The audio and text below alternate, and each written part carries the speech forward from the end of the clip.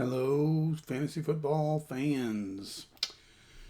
So once again, if you're unfamiliar with my style, I figure you can get all the rankings and input and stats and everything from a million other places than me. But what I like to do on my videos is I'm going to give you a kind of a format that I've been toying with, and then give you my thought processes as I go into various stages of the season. And so then you can, if I say something that appeals to you based on a player you have or a format that you all employ, then you can maybe integrate that into your game. And if you decide, well, that sounds dumb, you know what? That's okay too. I'm just putting it out there for what it's worth to you, and take what's useful and disregard what's not. So let us discuss for a moment a little 16-team sleeper league. This is a one quarterback league. It's one of the few one quarterback leagues now that I do. I think Superflex is just the way to go. There's too many viable players sitting on benches if you're not using a Superflex. And it most of the time does mean quarterbacks, but doesn't always have to mean quarterbacks. If you've got that fourth running back or whatever that you just got to work in there somehow, sometimes it works out. So the format is such that I will tell you when it comes to like figuring out your draft picks. So for example, if you're going to, this is a Fantasy Pros chart. I just like the format of their chart here. But they only go through round 12 on their first round picks. If you've got a 16 team league, then you've got to know that 13 through 16 is more of this early to mid value here. And then as you get further into, end of round 2 in a 16 team league is really more like the middle of round 3 in a 12 team league. So just know that that's something you got to keep in mind when you're evaluating your values on various trades, offers, and that sort of thing. And as it relates to draft picks, now players, I think it pretty much is across the board. If you start with some IDP stuff, that gets a little complicated, but this league does not have any IDP players. So just so you know, this is one of the very first orphans I took over on Sleeper as it relates to football. So one of my oldest leagues, really, it says Romper Room 4.0. So we're going into the fourth season, and I think I picked this up middle of the first season. When I picked this team up, I distinctly remember there was a trade offer sitting out there from the beginning of the season for DK Metcalf. I immediately hit accept, and I've been reaping some benefits from that ever since. I ended up with a couple of first-round picks. I ended up with Christian Kirk, I think it was, who's going to come up here in a minute. But I've traded some of those picks for other picks, and the DK Metcalf has been the gift that keeps on giving. That being said, I have not won this league. The first year I jumped in, I got in as the 8th seed, and I went all the way to the championship and lost. It was a fun run. In fact, there was a little Raiders running back that just kind of helped me through the playoffs, and I can't think of his name right now, but that was fun. The next year, actually, I missed the playoffs, and I was pretty upset about that. Last year, I made the playoffs as, again, the 8th seed, and I lost in the first round. So not a whole lot of success in this league, and I'll get to why I think that is as well here shortly. So let's go through the roster here real quick, just so you guys get a little rundown of what this league looks like. Chase Brown was an original startup player, so this will be my 4th season going in with him, and I plan on keeping him. 11th round pick, something like that. In the startup draft. So he's worked out pretty well so far. Brian Thomas, one of my draft picks. McMillan, a guy I picked up off the waiver wire last year. He hurt his neck in the preseason and didn't get to play. And I do think there's a reason to have him on my team, and we'll be getting to that pretty shortly. Tyler Warren, one of my draft picks again from last year. RJ Harvey, a player I got from last year's draft. Tyrone Tracy, when I went as the 8th seed, I remembered that one running back that helped me out. So I decided to try and make a playoff move, and I picked up Tyrone Tracy. and it did not quite work out. He is now, of course, the backup to Cam Scatterbo, and I don't know where he fits in this year, but I plan on keeping him because I think the way Scatterbo plays, it's going to be a little bit difficult for him to stay healthy. I really do. Gainwell last year was, again, a waiver wire pickup, and he carried me a long way. So I'm planning on keeping him. I think he's going to do some good things in Tampa. Malik Willis, also a waiver wire pickup, and again, we'll talk a little bit about what my plans are with him.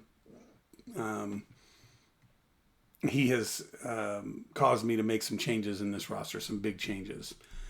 Isaiah Davis, probably my first player that I may need to cut. I've got an offer out there for the guy that has Breece Hall, see if he wants this guy to handcuff, and he never answers me, so I don't know what we're going to do with Isaiah Davis.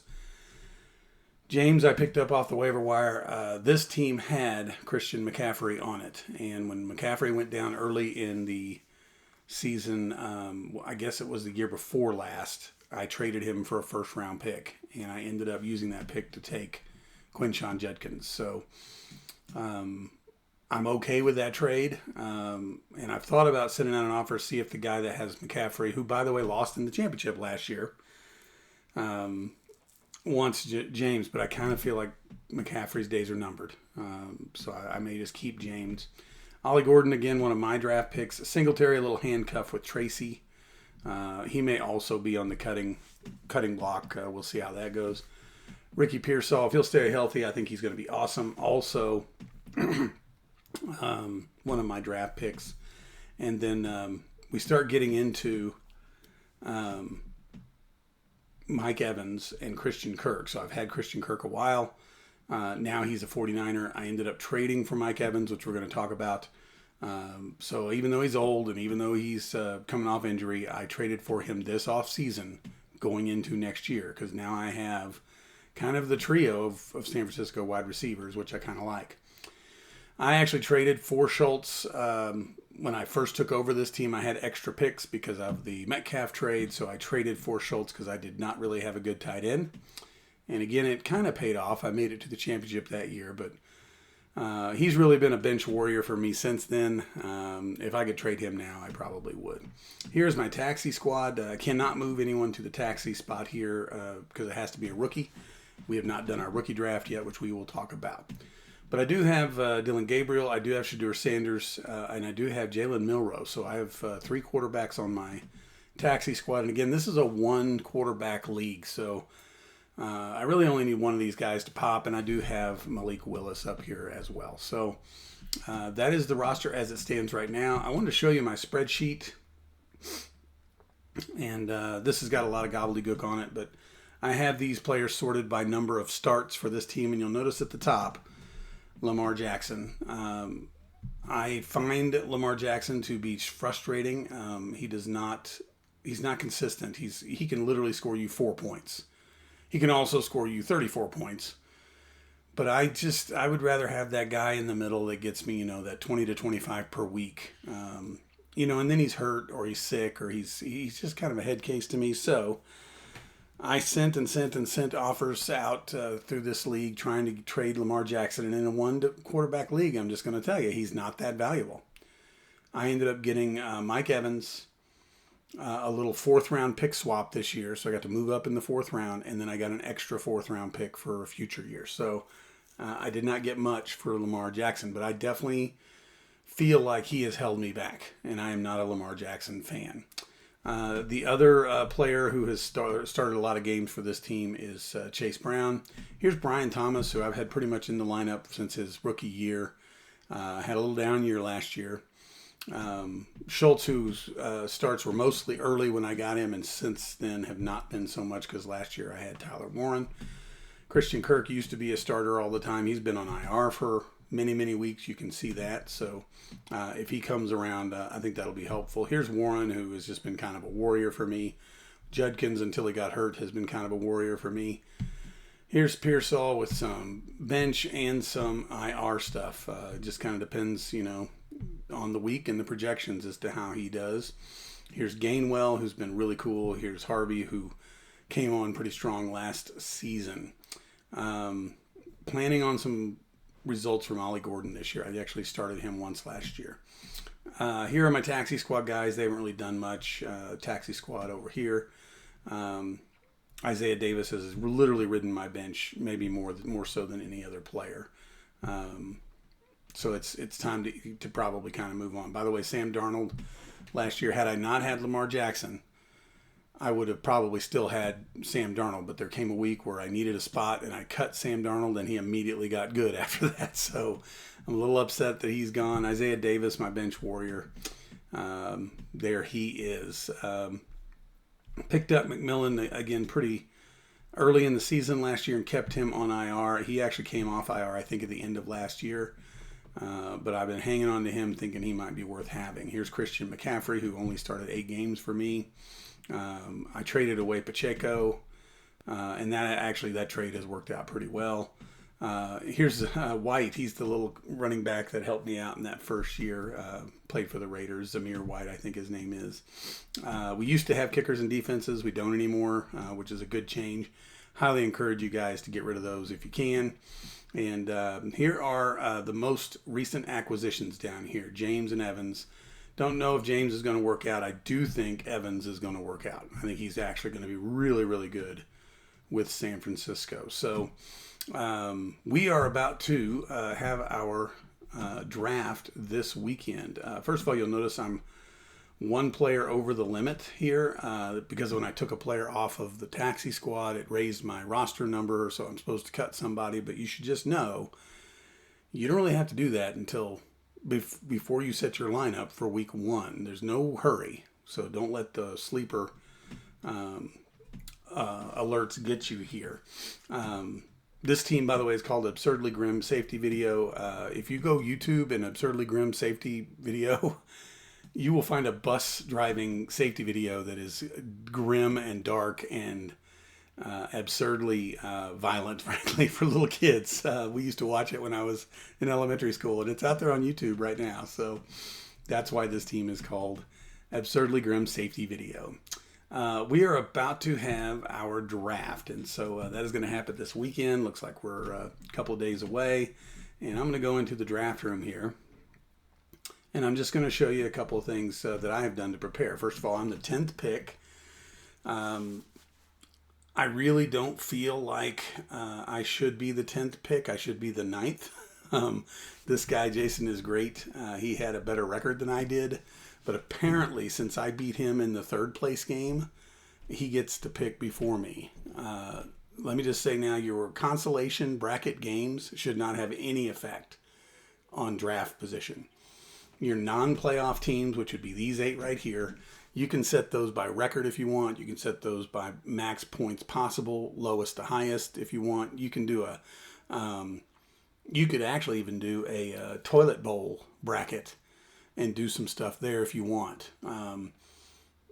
I don't like tanking. I feel like if a team is tanking, they should probably face a penalty for that. And I've talked a little bit about that in some of my other videos.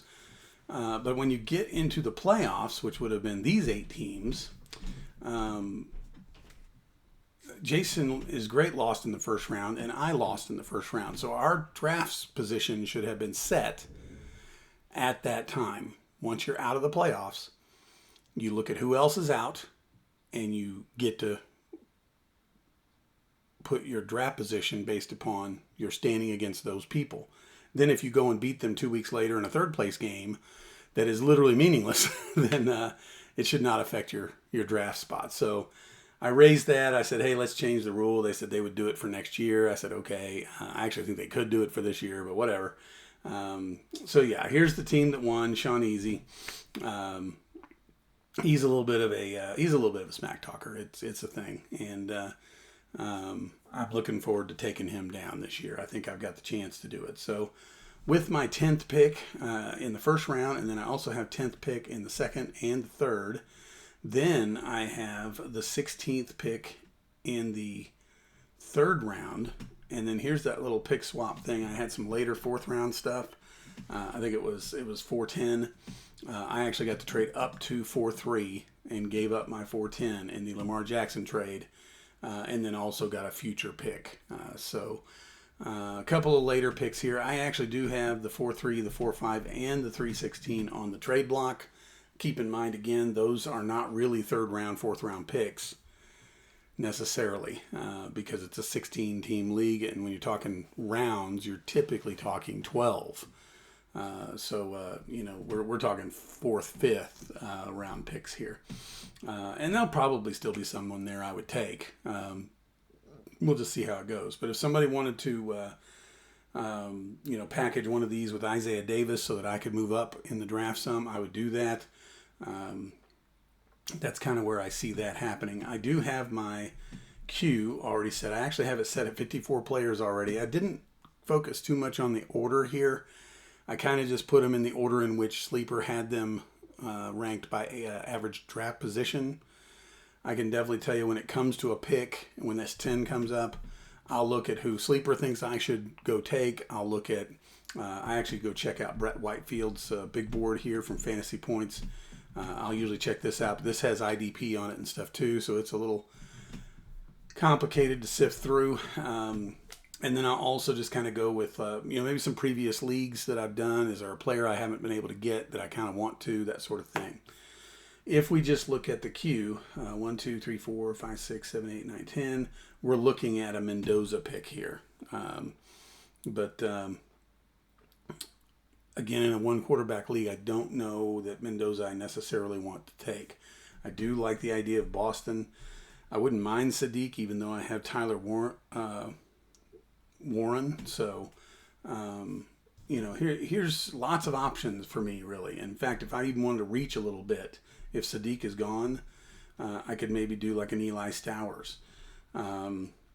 I could even go down here, Jonah Coleman, and pair him with R.J. Harvey, which is not a terrible idea. So, lots of options here. I'm hearing really good things from this wide receiver of Baltimore, even though I just hate all Baltimore players.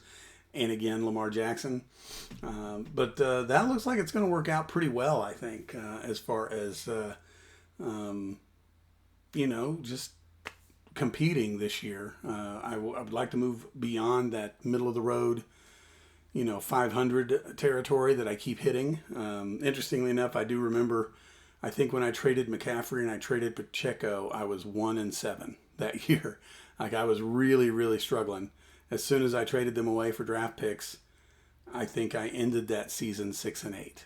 I went like 5-1 after that. So and missed the playoffs. Almost made the playoffs, but so anyway, I can tell you now, I don't mind necessarily hitting that 500 mark if it gets me in the playoffs, and then getting hot, which is the part that this team has always struggled to do, and I think Lamar Jackson has played a role in that. So here's our draft board. This starts on Sunday, and I'm pretty stoked. I'm pretty stoked to get this one going and get it in the books. This is one that's priority-wise on my fantasy radar, not a huge deal.